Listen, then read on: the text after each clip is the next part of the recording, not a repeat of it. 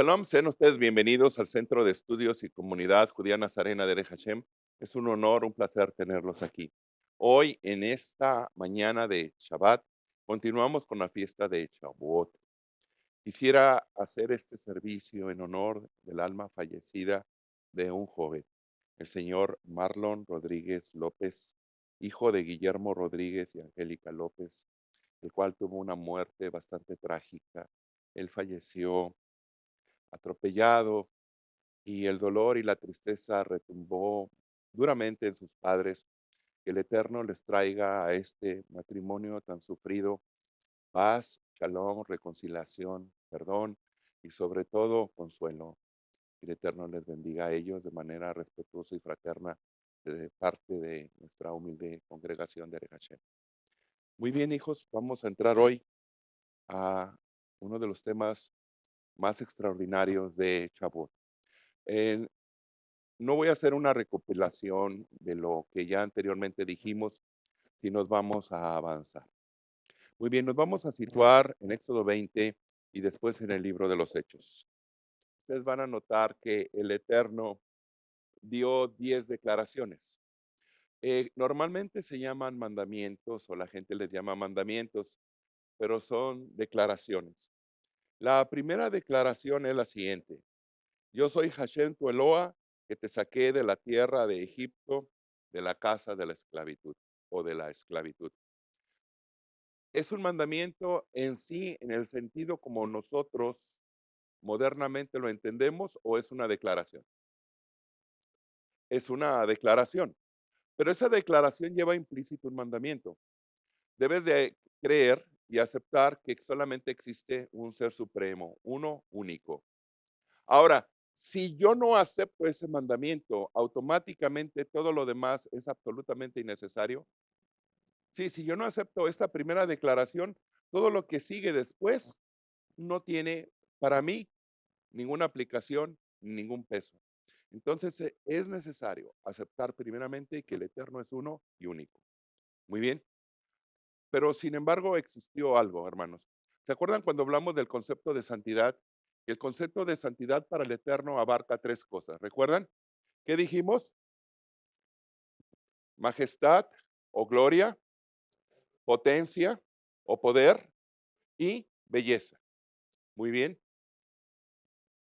Cuando ustedes combinan estas tres cosas delante de la mente humana, ¿qué ocurre, hijos?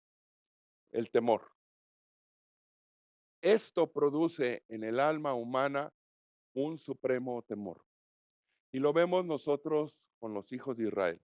Los hijos de Israel se presentaron ante el Eterno con una fe completa y total. Sí, porque antes de recibir las 10 declaraciones, ellos dijeron, todo lo que el Eterno diga, eso haremos. Hijos, es como un cheque en blanco. ¿Recuerdan lo que hablamos anteriormente? ¿Ustedes le darían un cheque en blanco a sus padres? La mayoría dijo no o lo pensaría. Y yo creo que ustedes harían algo parecido. Pero Israel firmó un cheque en blanco sin antes saber cuáles eran los requerimientos. Antes de recibir la Torá, Israel dijo, todo lo que el Eterno diga, eso haremos. ¿Es un cheque en blanco? Sí. ¿Es una fe completa y absoluta? Sí. Ahora ustedes van a notar algo también sumamente importante. Vean este pasaje. Vámonos a Éxodo. Muy bien. Capítulo 19 de Shemot o Éxodo. Y dice lo siguiente. El mes tercero de la salida de los hijos de Israel de la tierra de Egipto, en aquel día vinieron al desierto de Sinaí. ¿Cómo está conjugado el verbo? ¿En plural o en singular? Aquí está en plural. Porque partieron de Refidín y llegaron al desierto de Sinai y se asentaron en el desierto y acampó allí Israel delante del monte. ¿Qué notaron en la conjugación? Cambió de plural a singular. Antes de llegar a Sinaí, el pueblo era un grupo de personas discordantes, con diferencias, con disonancias, con problemas, como en toda sociedad. Pero ante Sinaí, el pueblo dejó atrás rencores, desavenencias, odios, prejuicios y formaron una unidad. O sea que fueron Ejat. Ahora, 1500 años después, vamos a ver lo siguiente. Y vamos a ver si este fenómeno teológico se repite. Vamos al libro de los Hechos. Hechos capítulo 2, versículo 1. Dice así. Y como se cumplieron los días de Chabot. ¿Por qué dice y se cumplieron los días de Chabot? Porque hay que contar. Por eso dice y se cumplieron los días de Chabot. La llamada Sefirat HaOmer, la cuenta del Homer. Por eso dice y se cumplieron los días. Y estaban todos unánimes juntos. En hebreo diría y estaban todos en Ejat. ¿Observan? La misma Ejat, la misma unidad que se manifestó en Sinaí, ahora se manifiesta en donde? En el monte de Sión, en el templo. Y estaban todos unánimes juntos. Entonces nos estamos dando cuenta, hijos, que la manifestación del Espíritu de Santidad, llamado comúnmente el Espíritu Santo, en realidad es el don de la profecía. Cuando se manifestó el Espíritu de Santidad, el pueblo alcanzó un nivel único en aquel entonces. ¿Recuerdan ustedes cuáles son los niveles de la santidad? Los estudiamos. Primeramente era Ish o Adam, el cual es hombre. Y se acuerdan de aquella cita del profeta: oh hombre, ¿qué es lo que espera el Eterno de ti? Hacer justicia, misericordia y ser humilde ante Él. Muy bien. Y después viene el nivel de Tam, que es íntegro. Después de este, sigue el nivel del Sadik, que se traduce como justo. Y por último, el nivel de Kadosh, santo. Este es el nivel de profecía. Entonces, cuando vino el Ruach HaKodesh, el Espíritu de Santidad, ¿qué don les estaba entregando el Eterno al pueblo de Israel y a la escuela o a la academia del judaísmo nazareno? ¿Qué nivel les estaba entregando? El nivel de profecía. Por eso ustedes ven en Hechos 2 que cuando reciben el Ruach HaKodesh, el Espíritu de Santidad, inmediatamente empiezan a profetizar. ¿Recuerdan ustedes? Y es que la cuestión del Espíritu Santo ha sido muy mal entendido, queridos hijos. Lamentablemente, al existir un divorcio, una disonancia de la tradición y la cultura hebrea, se han infiltrado gran multitud de ideas que no tienen nada que ver con el concepto bíblico. El primer entendimiento que debemos de tener con respecto al Ruach HaKodesh o al Espíritu Santo es que es el Eterno mismo. El Eterno mismo, hijos, es un espíritu. No tiene brazos, no tiene dedos, no tiene manos. Es una proyección. Cuando el Eterno desea hacer algo, Él proyecta su espíritu y mueve las cosas. ¿Me entienden, hijos? Ustedes mismos, hijos, cuando quieren mover algo, utilizan su brazo y su mano para moverlo. ¿El brazo y su mano son ustedes o son parte de ustedes? Son parte de ustedes, no son ustedes. Ese es el primer nivel o el primer entendimiento del Ruach HaKodesh. Y eso lo van a ver en varios pasajes. El otro nivel, hijos, el Ruach HaKodesh aplica un título para el Mesías. ¿Por qué? ¿Cuál es el espíritu más santo que el Eterno tiene delante de él? Un espíritu que fue creado, que fue engendrado por él. El espíritu del Mesías. Es el nivel más alto. Por eso también se le llama Ruach HaKodesh, el espíritu de santidad. El otro nivel o explicación de Ruach HaKodesh es el don de la profecía. Cuando decimos y llegó Habacuc, y llegó Sofonías, y llegó Daniel, y recibió el Espíritu Santo, el Espíritu de Santidad, se refiere que recibió el Espíritu de la profecía. Por eso ahora ustedes ven, cuando ven Hechos 2, que el Espíritu de profecía es inmediatamente manifiesto. ¿Lo observan? Entonces, hijos, espero que con esto se clarifique. Yo sé que en algunos grupos cristianos, bien intencionados, gente buena, gente respetuosa que ama al Eterno, cuando experimentan el fenómeno de la solalaglia, ellos creen que están recibiendo el Espíritu Santo. Con todo respeto, no es así. Yo sé que esto quizás les duela a muchos porque les tumba un paradigma, pero bíblicamente tal cosa no es así. Lo digo con respeto, pero no es el tema hoy. Vamos a proseguir. Entonces, hijos, cuando Israel experimenta, a pesar de que tenían el espíritu de profecía, ¿qué experimentaron cuando vieron la suprema gloria, la excelsa potestad y la belleza perfecta del Eterno? ¿Qué experimentaron ellos? ¿Qué sintieron ellos? Un temor. ¿Y recuerdan qué dijeron? Habla tú con nosotros, pero que no sea el Eterno. ¿Tenemos evidencia de cuántos mandamientos ellos escucharon? Tenemos evidencia y aquí viene nuestra ayuda a la gramática. Vamos a ver las primeras dos declaraciones. Dice así: Yo soy Hashem, tu Eloa, que te saqué de la tierra de Egipto, de la esclavitud. No tendrás dioses ajenos delante de mí, no te harás imagen ni ninguna semejanza de cosa que esté arriba en el cielo, etcétera. No te inclinarás a ellas, porque yo soy Hashem, tu Eloa, y que hago misericordia en millares a los que me aman y guardan mis mandamientos. Muy bien, en resumidas cuentas. Ahora, van a notar lo siguiente. Cuando analizan la cuestión gramatical de las primeras dos declaraciones, van a notar que la persona que está hablando es la primera persona del singular, ¿verdad? ¿Cuál es la primera persona del singular gramáticamente hablando? Yo, yo. Sí, es la primera persona del singular. La segunda persona del singular, ¿cuál sería, hijos? Tú. Y la tercera persona, él o ella, ¿verdad? Ok. Observan que en los primeros puntos o en las primeras, perdón, declaraciones que el Eterno hace, utiliza el yo, la primera persona del singular. Sin embargo, a partir de la tercera declaración, la conjugación cambia y dicen: no tomarás el nombre de Hashem, tu Eloa, en vano, porque no dará por inocente Hashem al que tomare su nombre en vano.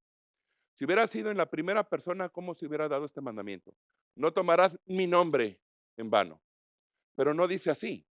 Dice: no tomarás el nombre de Hashem, tu Eloa, en vano. Muy bien. ¿A qué conjugación cambió?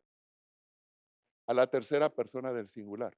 Entonces nos estamos dando cuenta que Israel escuchó nada más, ¿cuántos mandamientos? Dos. Y al nivel del tercero dijeron: no, no es posible. Ahora, ¿qué fue lo que ellos experimentaron? Les voy a leer este texto. Se los voy a leer tal y cual como está en la traducción del hebreo. Shemot 20, versículo 18. Y todo el pueblo veía las voces y las llamas y el sonido del shofar y el monte que humeaba, y viéndolo el pueblo temblaron y se pusieron lejos. ¿Qué no tan raro aquí? Vean la primera declaración. Y todo el pueblo veía las voces. El sonido se puede ver.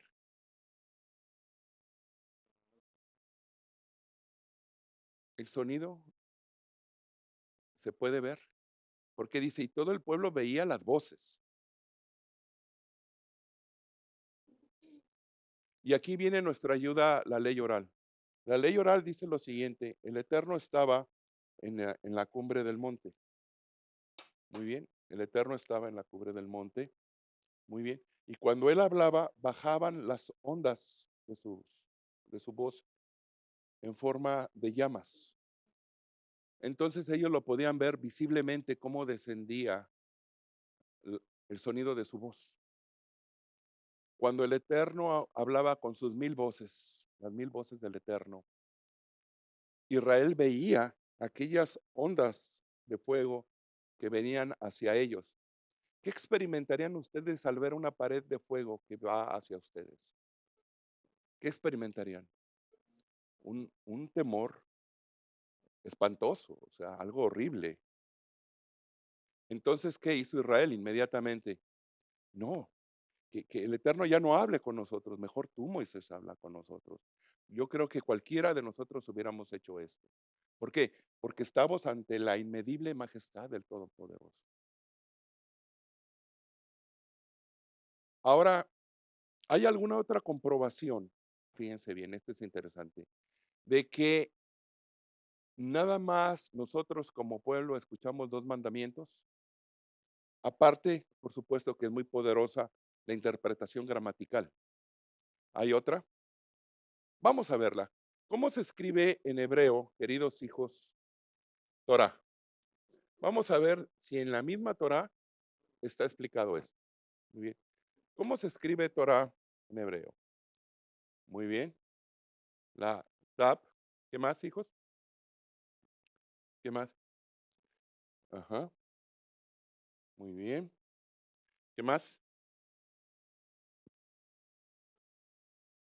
Ok. Torah.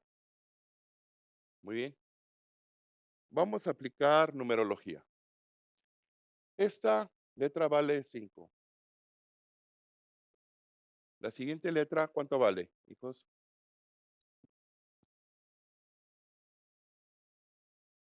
¿Cuánto vale? 200. Esta letra, ¿cuánto vale? 6. Y la siguiente, ¿cuánto vale? 400. ¿Cuánto da el total? 611. Pero ¿cuántos son los mandamientos de la Torah? 613. O sea, por eso es que se dice la ley de Moisés.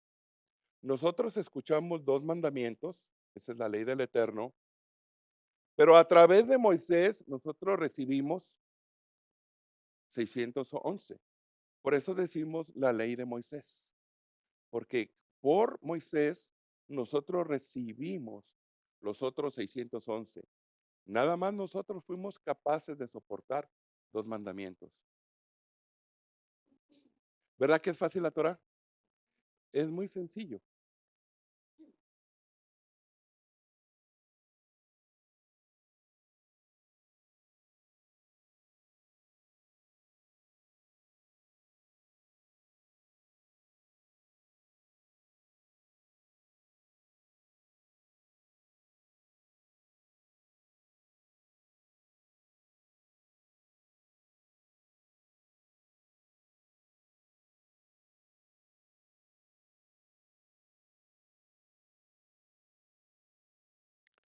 Ahora, aquí viene algo sumamente interesante. Cuando ustedes cuentan las letras hebreas, y esta es una forma de interpretar también las escrituras, sumamente interesante. Recuerden que el texto hebreo es la base de la revelación. Y ahí el Eterno habla de su revelación en diversos niveles. Es como un edificio que tiene diversos pisos y cada piso tiene un tesoro extraordinario. Muy bien. Cuando ustedes suman las letras de los 10 mandamientos, van a notar que suman aproximadamente 620. En el texto masorético, en el texto hebreo que ha llegado a nosotros, el número de letras de los 10 mandamientos o las 10 declaraciones o Asereta Dibrot son 620. ¿Por qué 620? ¿No sería ideal que fueran 613? ¿Por qué 620? La respuesta es la siguiente. Muy bien. 613 son los mandamientos y 7 son los días de la creación. O sea, que la creación está basada en qué número, hijos? En el 7. En el 7. Por eso es que son 620 letras. 613 mandamientos más 7. Muy bien, vamos a seguir.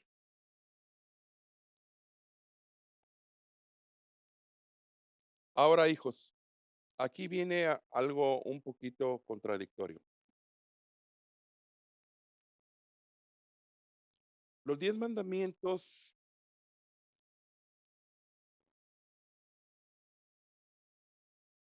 déjenme explicárselo de otra manera. ¿Qué contenían las letras?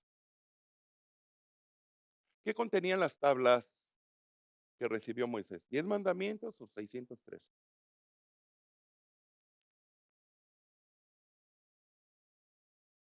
10 palabras y además venían ahí los 613, ¿verdad? Ok. Después vamos a ver eso.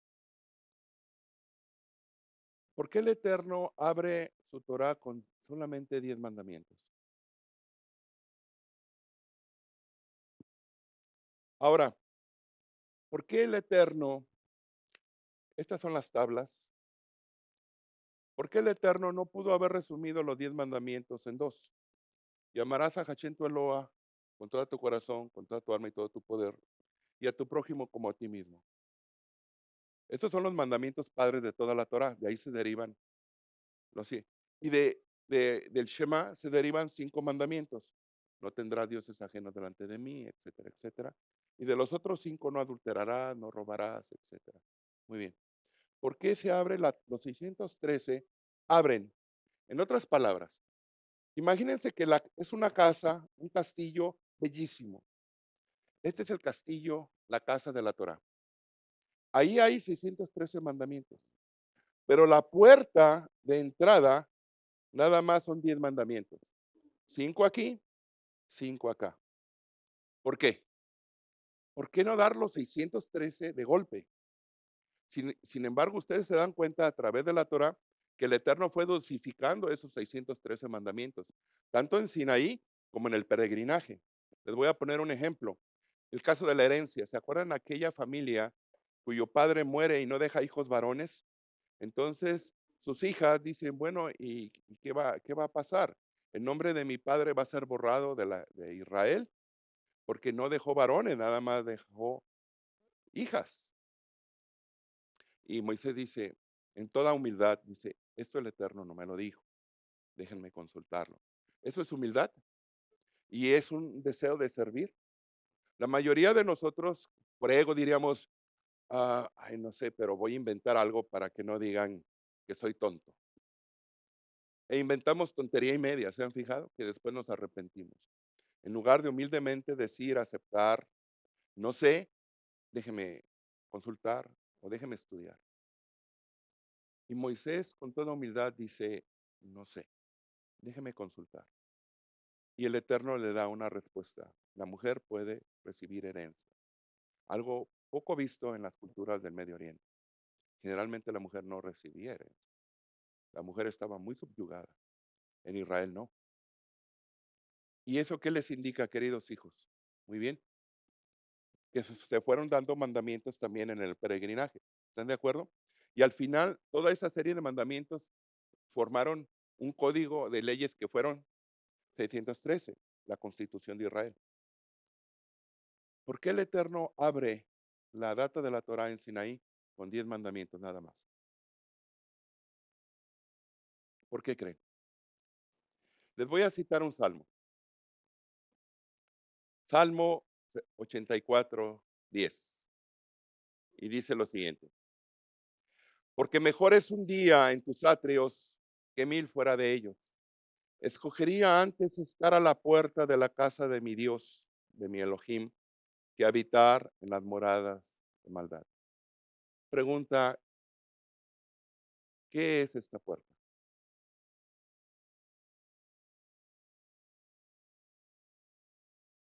¿Cuál es esta puerta? Recuerden esto, hijos. Cuando Israel recibió los 10 mandamientos, era un pueblo joven, un pueblo recién salido de la esclavitud, un pueblo que debatía entre las costumbres añejas y lo nuevo que había que aprender. Cuando ustedes tienen una nueva audiencia, ¿qué hacen, hijos? ¿Le dan toda la enseñanza de golpe o lo administran de forma gradual? Lo lógico es administrarlo de forma gradual. Entonces, la puerta de entrada a los 613 mandamientos son precisamente los 10 mandamientos. Cuando el salmista dice, yo escogería habitar a las puertas, en el umbral, no dice entrar, dice nada más habitar en el umbral que estar en las moradas de maldad. Muy bien, ese salmo en específico aplica los 10 mandamientos. Los 10 mandamientos son la puerta de entrada a la Torah.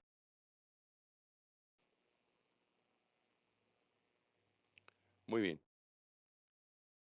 Ahora aquí viene una pregunta a ustedes. Estamos en la fiesta de Shavuot. ¿Los 10 mandamientos resumen toda la Torah?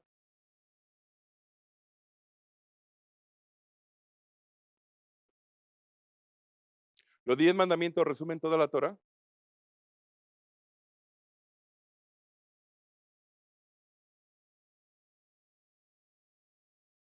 ¿Está aquí la resurrección de los muertos? ¿Está aquí el Mesías? ¿Está aquí el reino mesiánico? ¿Está el reino de los cielos? Entonces no resume la Torah. Entonces, ¿qué son? Cuando ustedes ven las citas del Salmo 105, 26 al 36, Éxodo 12, 12 y Deuteronomio 26, 7 y 8, van a ver que son 10 plagas, que el texto hebreo le llama como señales y maravillas o prodigios. Cuando el Eterno habla, su palabra tiene poder. Vamos a hablar un poco acerca de la cosmología. ¿Qué es cosmología? Es el inicio del universo.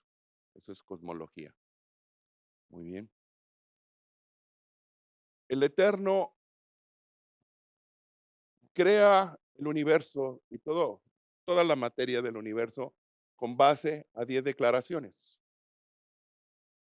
10 declaraciones. Muy bien.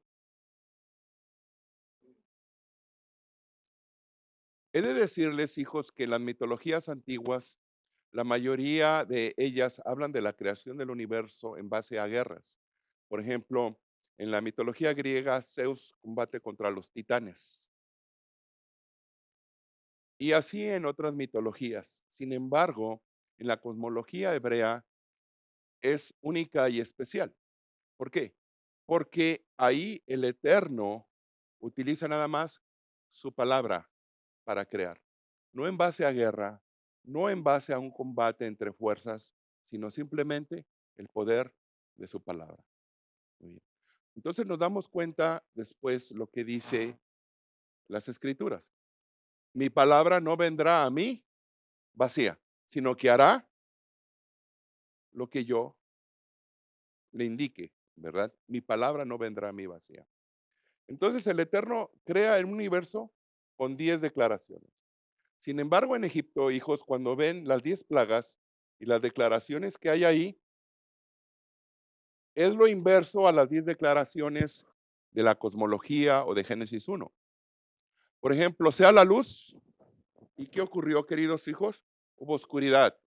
Produzcan las aguas seres vivientes. ¿Y qué ocurrió? El río se convierte en sangre y todos los animales mueren. Produzca la tierra hierba verde y árbol que dé su fruto. ¿Y qué ocurre con el granizo? Lo destruyó. ¿Se fijan? Las 10 plagas hicieron una especie de creación inversa. Todo fue hacia atrás. Ahora, ¿qué se necesita cuando se dicta un decreto destructivo? Si ustedes son presidentes, les voy a poner un caso. Imagínense que ustedes son presidentes de una nación y van a declarar una guerra. Y ustedes tienen la capacidad de iniciar un ataque nuclear con toda su potencia.